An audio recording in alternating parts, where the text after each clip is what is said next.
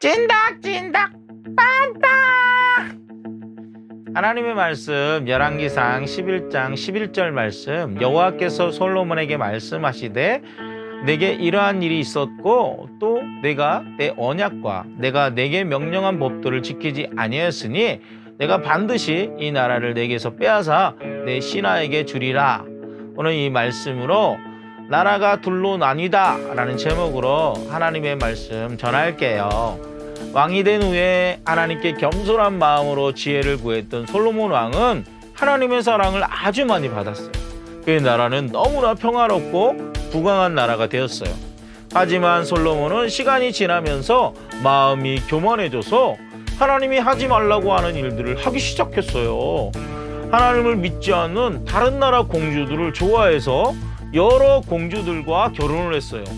이것은 하나님께서 금하신 말씀이었어요. 오래전에 하나님은 이스라엘 백성들에게 이렇게 명령하셨어요. 너희는 다른 나라의 백성과 결혼하지 말라. 그들과 결혼하면 그들이 너희의 마음을 돌려놓아 너희가 그들의 우상을 섬기도록 만들 것이다. 하지만 솔로몬은 이 명령을 어기고 하나님을 모르는 다른 나라의 공주들과 결혼을 했어요. 솔로몬의 아내는 솔로몬이 자신들이 섬기는 신을 섬기도록 했어요. 당신이 나를 사랑한다면 내가 섬기는 아스다롯 앞에 가서 경배해 주세요. 솔로몬은 아내들의 이러한 요구를 듣고 아스다롯을 경배했어요. 또 다른 아내는 와서 솔로몬에게 말했어요. 아스다롯 신께 경배했는데 왜 우리 밀곰신에게 경배하지 않나요? 저를 사랑한다면 밀곰신에게도 경배해 주세요.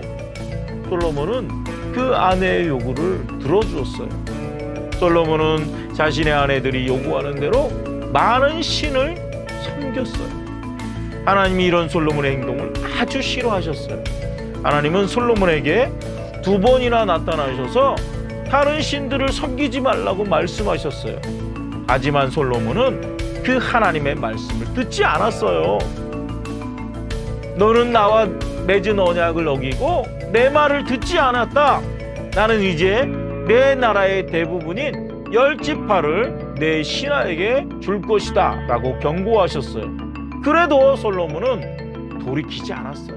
하나님 앞에서 겸손했을 때 솔로몬에게 주었던 모든 복을 하나님은 여러 가지 사건을 통하여 거두어 가기 시작했어요. 그것은 바로 이스라엘의 이웃이었던 아람 나라의 르손이라는 왕이 있었는데 이 르손 왕은 솔로몬이 살아있는 동안 이스라엘을 여러 번 괴롭혔어요.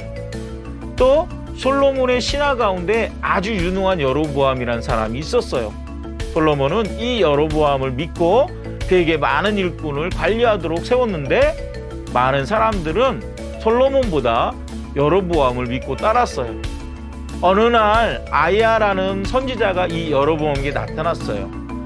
선지자는 자신이 입고 있던 옷을 12조각으로 나누었어요. 12조각은 이스라엘의 12지파를 상징하고 있어요.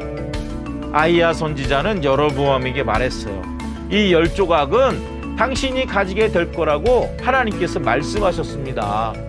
하나님은 교만한 솔로몬에게 나라를 빼앗아 여로보암에게 주실 것을 예언하셨던 거예요.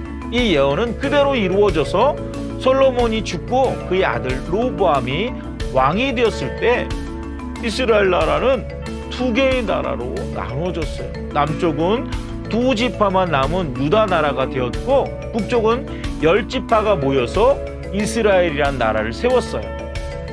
여로보암은 북이스라엘의 첫 번째 왕이 된 거예요.